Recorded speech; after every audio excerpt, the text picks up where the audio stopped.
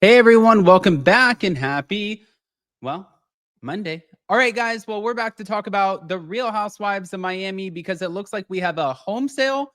We have a pissed off estranged husband, and we also have a cast member who might be getting iced out. This is a lot.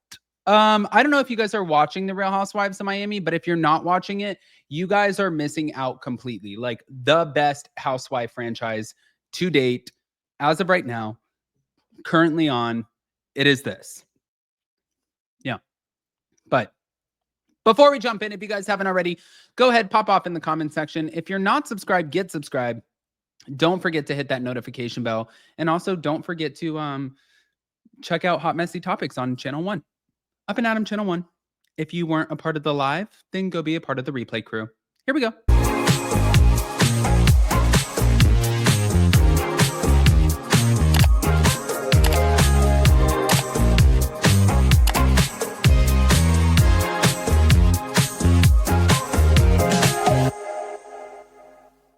All right, guys. So I wanted to start with this because apparently Gertie, who's on the Real Housewives of Miami, she's claiming that she's been iced out by the Miami cast, arguing that the group unexpectedly turned cold and excluded her despite previously being friendly and supportive. And she described the behavior as a premeditated group chill.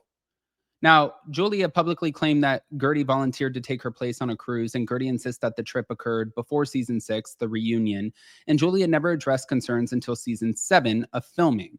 But Gertie showed text message receipts at her celebration of life party to prove that she did not volunteer, and that showing Julia's texts were her way, it was her way to set the record straight. Now, she did explain that the party had two parts, first gratitude and family, then an after party where she chose to expose the text. Now, reasoning, if not now, when? But she emphasized that the move was about reclaiming her power and releasing what no longer serves her.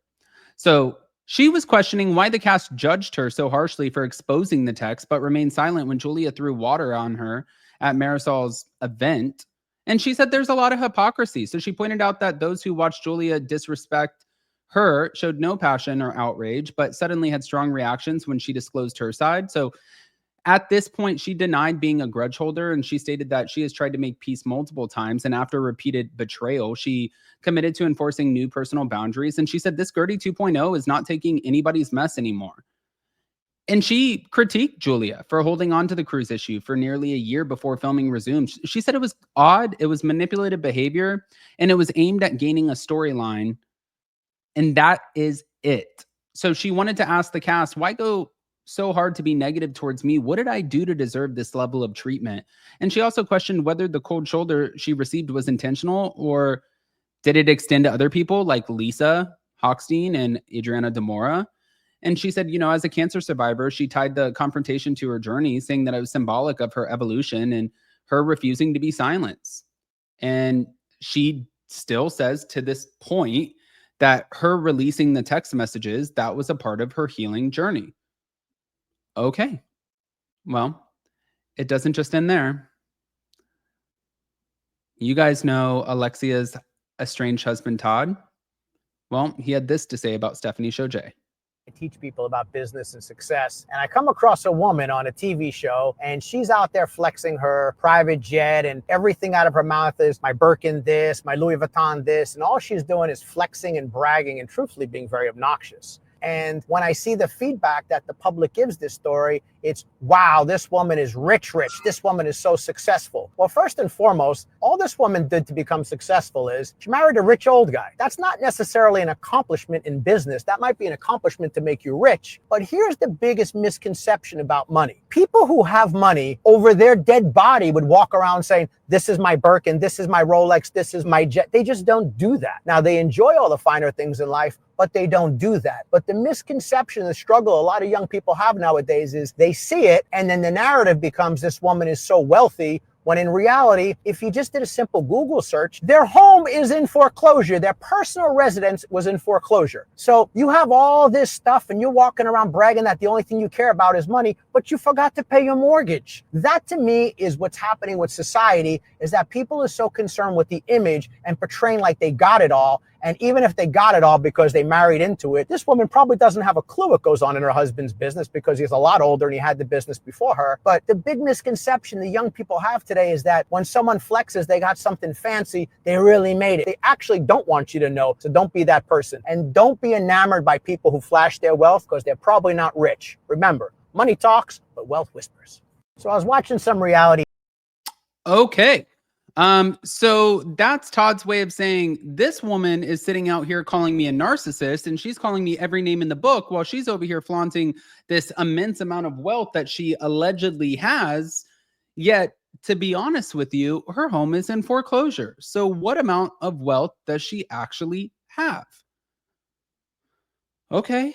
Now, speaking of wealth, Dr. Nicole Martin, apparently her and her fiance, Anthony Lopez, they've sold their Coral Gables waterfront mansion for $40 million to British singer-songwriter Robbie Williams.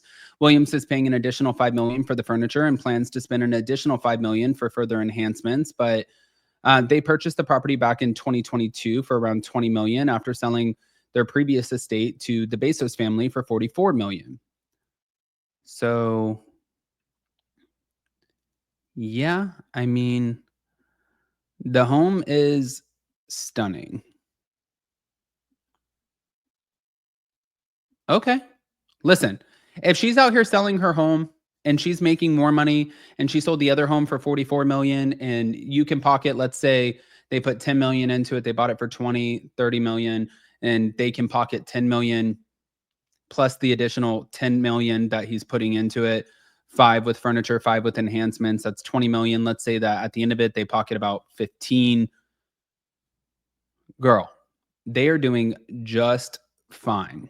But that's not it. Hold on.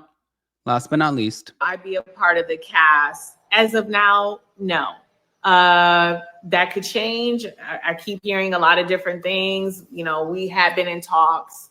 But as of this moment, it's a no. Will I be a part of the cast? As of now.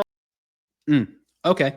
So some people are saying that K. Michelle and other people might be replacing Kenya Moore. I don't know. I think that it's a huge disservice not to have Kenya on the show.